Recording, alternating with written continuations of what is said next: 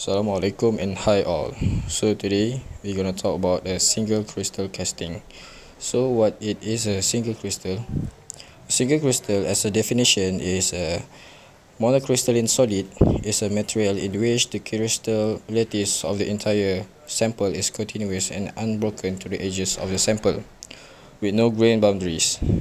The absence of defects associated with grain boundaries can give monocrystals unique properties, particularly mechanical, optical, and electrical, in which can also be anisotropic, depending on the type of crystallographic structure. These properties, in addition to making them precious in some gems, are industrially used in technologies and applications, especially in optics and electronics industries. Hello and hi everyone. Today I will be explaining on the advantages and disadvantages of single crystal casting. Starting off with the advantage. The first point, single crystal casting have a longer thermal and fatigue life. This will not allow it to rupture easily in high temperatures. The second point, single crystal casting are more corrosion resistant, meaning it will less corrode than other materials. The third point, it can be cast within thinner walls, and within thinner walls there will be less material and less weight used. And finally, single crystal casting have a higher melting point temperature that will allow it to remain its current shape even though in high temperatures. Now, all of these that I've mentioned are all contributing to the higher gas turbine thermal efficiencies. Now, moving on to the disadvantages.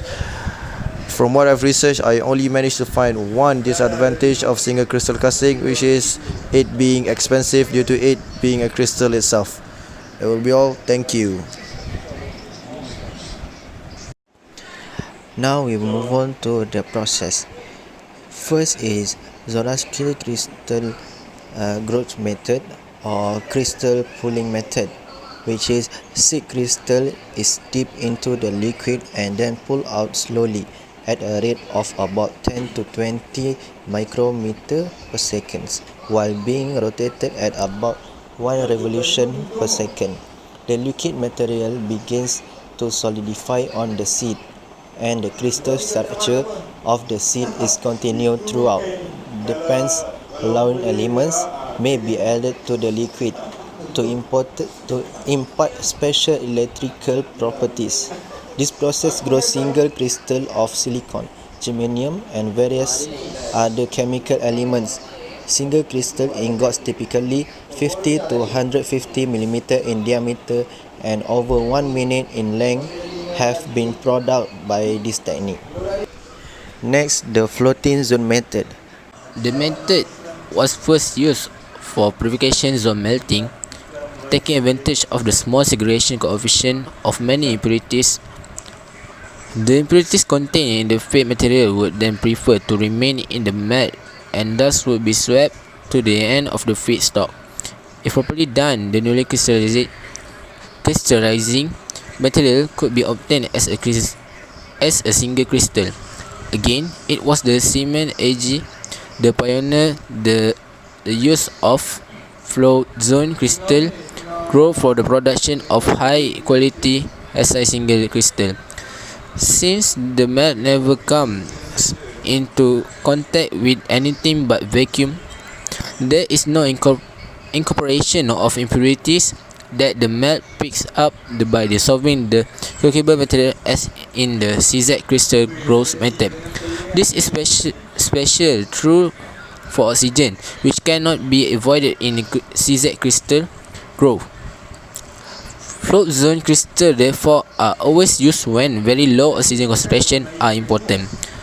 The problem of FZ crystal growth is clear. However, if one looks at the drawing, how do we keep the liquid Si from just collapsing? If it would only be held in the place by surface tension, the maximum diameter of crystal possible in this way would be about 20 mm, not very useful. There are fortunately other stabilizing mechanisms, and drawing the liquid zone through a hole as indicated also helps. Still, for large diameter crystal, the difficulties grow rapidly, and FZ crystal grow in rarely if at all used for diameter larger than 150 mm. And finally, uses for single crystals. In terms of electrical, it will be used in silicon, gallium, arsenide, diamond, and all of these materials are for computer chips and other uses for semiconductors. In terms of optical, it will be diamond, lasers, lenses, optical fiber, etc. And finally, in terms of industrial, there will be diamond cutting tools. Thank you.